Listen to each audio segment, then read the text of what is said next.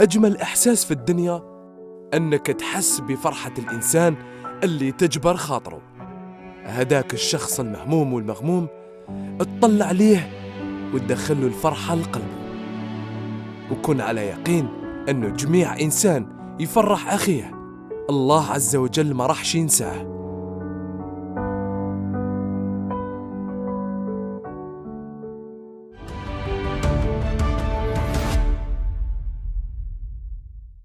صح رمضانكم مشاهدينا الكرام، ينعاد عليكم رمضان بالصحة والهنا والعافية. نهار اليوم مشاهدينا الكرام في برنامج جبر الخواطر سمحت لي الفرصة أني نتلاقى بشخص من الجيش الأبيض، معناتها من قطاع الصحة، واحد الإنسان طيب. هذا نور الدين تلاقينا به هنايا في شوارع البوليدة، راح يحكي لنا على الفترة الصعيبة اللي مر بها خاصة في فترة الكورونا. والله نهار اليوم الحمد لله قدرني ربي أنه راح نجبر خاطر هذا الشخص، هذا الإنسان الطيب اللي من قطاع الصحة. هادو أحبابنا وخاوتنا وناسنا. مشاهدينا الكرام، جبر الخواطر لنهار اليوم راح يبدأت.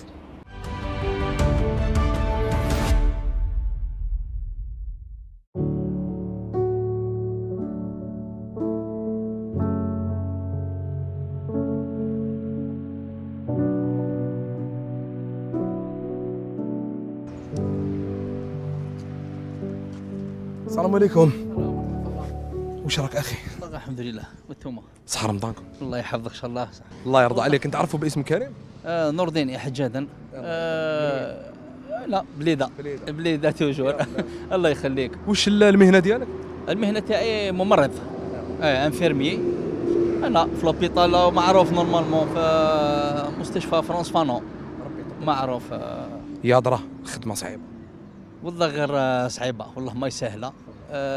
نقول لك الحق كي جات لوكازيون هكا وكذا، والله غير نقول لك خدمه ممرض واعره، والله غير واعره، والحمد لله على كل حال. الحمد لله. عاود لي بك اسمي كريم؟ نور الدين حجادا. نور الدين. نور الدين خويا، على بالي باللي الممرضين ما محتاج يعني السلك تاع التمريض وسلك الصحه كامل مريتوا بالك بريوده صعيبه خاصه تاع الكورونا.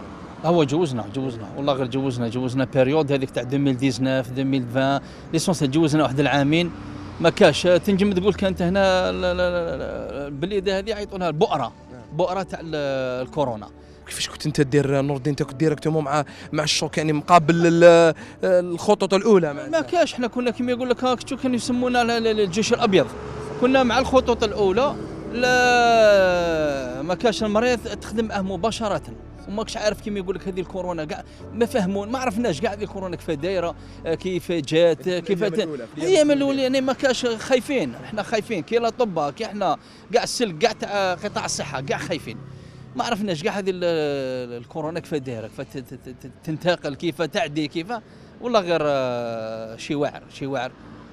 الحاجه صعيبه انكم كانوا يجيكم بالك يجوكم مرضى بالك حتى من خارج الولايه تاع البليده، وانت الممرض الاول اللي يكون عندك الاتصال والتواصل معهم. والله غير احنا كنا في الشوك، والله غير خاصه بليده. احكي لي على هذوك الايامات، الخوف، تخاف تعدي روحك، تخاف تعدي ولادك.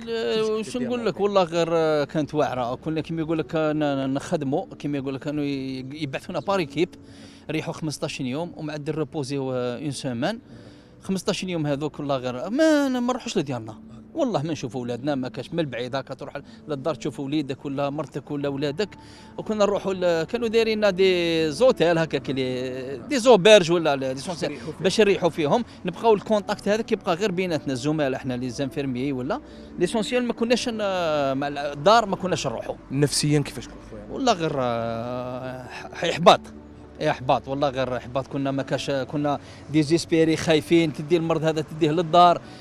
شفيت خطره والله غير رحت هكا، كانت عندي طفله كانت مريضه شويه، والله غير رحت للدار حتى ما كاش دوشت حتى واحد دو فوا ولا تروا فوا باش دخلت للدار، حيت حوايجي برا دوشت ودخلت باش عاودت رحت للسيرفيس. ما كاش، كنا اون بلان كيما يقول لك كوفيد هذاك. والله غير نقولوا بلي كنتوا في حرب مع هذا المرض. والله غير حرب تاع الصح، ما كاش ما مع المريض، ما ولينا هكا تخاف تدنا. كنا ما كاش مام هذيك اللبسه وخايفين، يقول الفيروس هذا دوك يدخل مش عارف انا ما عرفناش كاع هذا الفيروس كيفاه. بكل صراحه نور الدين كانوا معك زملاء بالك تقاسوا بهذاك المرض وتوفاو؟ كاين دي زانفيرميي دي ميدسان كاين دي بروفيسور في السيرفيس. كاين اللي كانوا معنا في السيرفيس، كاين في دي سيرفيس واحد اخرين. انا كنت ليسونسيال سيرفيس كارديولوجي اوبيتال فرانس فانو، كانوا معنا. وكاين ثاني دي سيرفيس واحد اخرين كانوا قاسوا مام الناس كيما يقول لك لحقوا لا روتريت تاعهم والله غير داهم الكوفيد. مام دي ميدسان دي بروفيسور انقاسوا والله. ربي يقدركم خويا نور الدين. الحمد لله على كل حال. مشاهدينا الكرام، خونا نور الدين هو مثال ولا فرد من افراد الجيش الابيض، الاطباء ولا كامل اللي في سلك الصحه تعبوا على جالنا حنايا باش حنا نسلكوا باش حنا نداويو.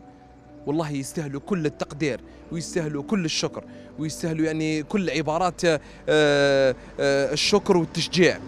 وبالك اليوم في برنامج جبر الخواطر هي فرصه انه هذا الانسان الطيب هذايا نجبروا له خاطره بهديه يعني وش جوزه ما تجيش بالك حتى 0.01%.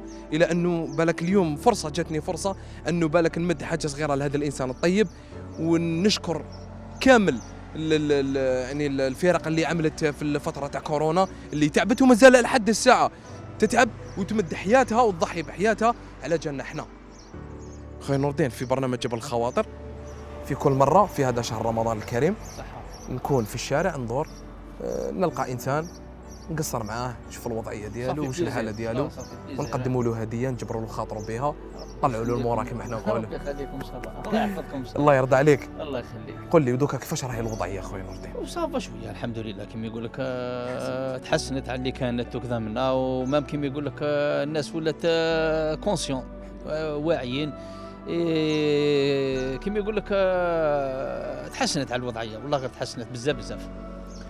عندكم ما جوزتوا خويا نور الدين؟ جوزنا والله غير جوزنا. بالك مرحله ما تنساهاش؟ مرحله دي كما يقول لك بوان نوار كما يقول لك والله غير بوان نوار باب ما كنتش نستنى فيها. بالك خويا نور الدين بالك كنتوا تقولوا باللي من المحال كنت راح تجيب ريوضه كيما هذه. ما كاش ما قلت لك ما كنتش نقول لك حياتنا حبست عامين، حياتنا حبست عاود قلعت في 2022 2023 خلاص. ولينا مام لو ستريس هذاك الشوك اللي الوسواس خلاص. ولينا تجي تاكل مع اصحابك ما كاش كل واحد مغرفه تاعو ولا فرشيته كل واحد صوالحه ما كاش. ولينا ما كاش وسواس والله غير وسواس.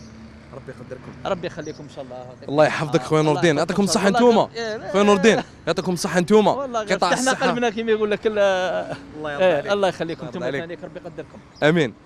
قطاع الصحه هو العمود الفقري اللي في البلاد، به اللي رانا عايشين به اللي رانا نداويو. اطباء هما خاوتنا وخياتنا اللي راهم واقفين، اطباء ولا ممرضين ولا كامل اللي نبلغوا لهم السلام، كامل سلك الصحة اللي تعب في الفترة تاع كورونا. بالك عاودنا جبدنا هذا الموضوع مع خويا نور الدين، إلى أنه اليوم جاتني فرصة أني يا لو كان نجبر خاطر هذا الإنسان الطيب بحاجة صغيرة. مشاهدينا الكرام بدون إطالة عليكم نمشي إن شاء الله نروح نجيب هدية إن شاء الله خويا نور الدين ولا نرجع.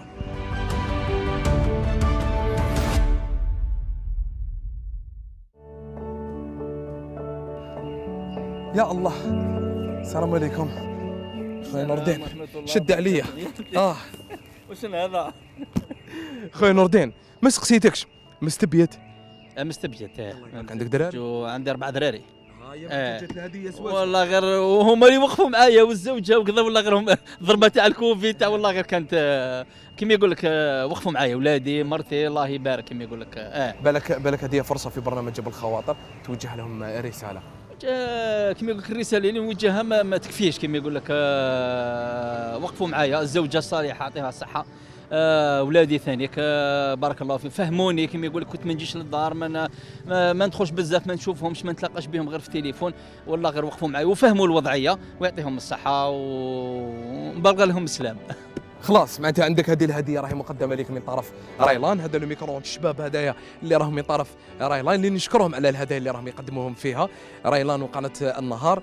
الهديه هذه تفرح بها ان شاء الله المراه الزوجه. يا سي يا تروح عليها ميكرو اوند نقص عليها. الله يرضى عليك الكلمه الاخيره خويا نور الدين. الله يخليكم يعطيكم الصحه. والله ما كنت نستنى في كما يقول لك طحتوا عليا رزقك وجالك. والله ما كنت نستنى فيها. يعطيكم الصحه ونتمنى لكم التوفيق وبارك الله فيكم. طلعتوا لنا المورال شويه. الله يحفظك ربي يخليكم. مشاهدينا الكرام، بهذه الهديه وبهذه الابتسامه نعاود نوجه الشكر والتقدير لخاوتنا في قطاع الصحه، ونقول بارك الله فيهم. وقفتوا، انا كان نلقى، انا كان جات ليا نجبر خاطر كاع قطاع الصحه، والله يستاهلوا كل خير، ناس طيبين. كامل القطاعات يعني في الجزائر راهم قايمين، وبها اللي راهي قايمه هذه الدوله، راهي قايمه بمؤسساتها وبالاطارات ديالها وبالقطاعات تاع الدوله ديالها. نشكركم في برنامج جبل الخواطر، نقول لكم يعطيكم الصحه في كل واحد، بارك الله فيكم.